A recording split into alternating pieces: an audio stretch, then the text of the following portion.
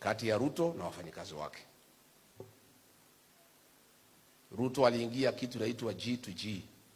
Hii biashara yote ya mafuta ndio anafanya kupitia kampuni inaitwa Gulf Energy na ingine inaitwa Starbex. Tangu tuingie serikali ametengeneza faida zaidi ya 1.5 trillion. Sasa hii watu yake PS, CEO wa Kenya Pipeline, CEO wa EPRA wakaona Ruto karibu anaenda nyumbani. Na amekula peke yake for the last 3 years, hakuna kitu amekula.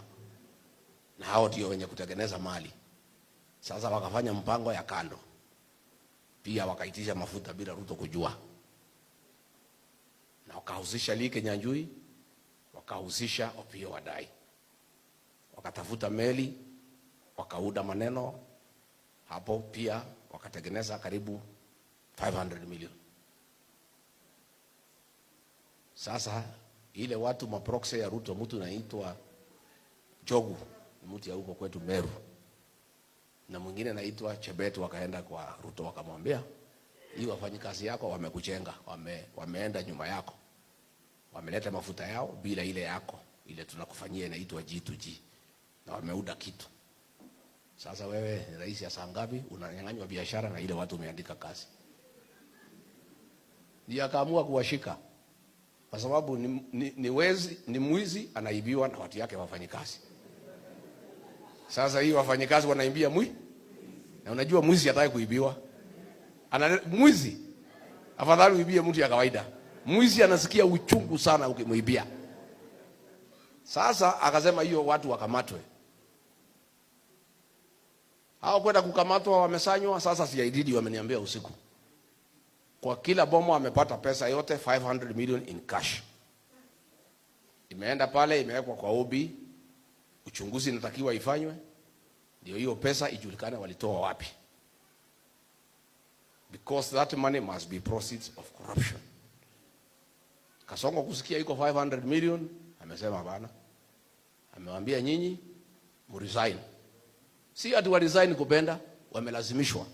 Wameambiwa ndio hii maneno ikwishe, murisa. Ile 500 million ilikuwa ya exhibit, amesema apelekewe. Sasa watu ya DCI jana wamenitafuta, wanasema tutetee. Sisi ni wajinga. Hii pesa tukipata kwa hii watu tungegawana, hatungesema kuna pesa tumepa. Sisi tulikuwa tunafanya kazi ya uchunguzi. Sasa William Ruto amechukua exhibit. So hiyo case imelala. Hii pesa ilitakana iende kwa asset recovery.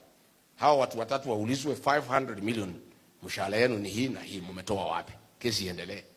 Sasa wameresign, lakini pia ameona moto imekuwa, mambo imekuwa joto, amesema wakae.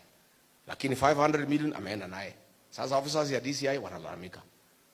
Wanasema sasa kama tungejua hii mtu atachukua hii pesa, kwa sababu hakuweko tukiipata, tungechukua na kunyama. Sasa wanalia. So that is the kind of country we are having. Mpaka president achukua exhibit, anaenda naye. So hii vita ni ya biashara, wanapigana kwa sababu hawa wafanyikazi wamefanya biashara nyume ya mkubwa yao, na yeye amekasirika. Na yeye rais hajali, anasema hii mafuta hata ikipanda anapata faida. So in the next 3-4 weeks mafuta itapanda na zaidi ya 40 shillings kuendelea mbele. So na ikipanda fare itapanda, kila kitu itapanda. Sasa wewe William Ruto umetajirika. Sasa hii utajiri mingi ni ya nini? Si umeumiza sisi ya kutosha? Tafadhali tosheka na ile umepata, hiyo inatosha wewe. Sasa hii ya mafuta umesema iongezwe hata ifike pesa ngapi? Wewe ujali.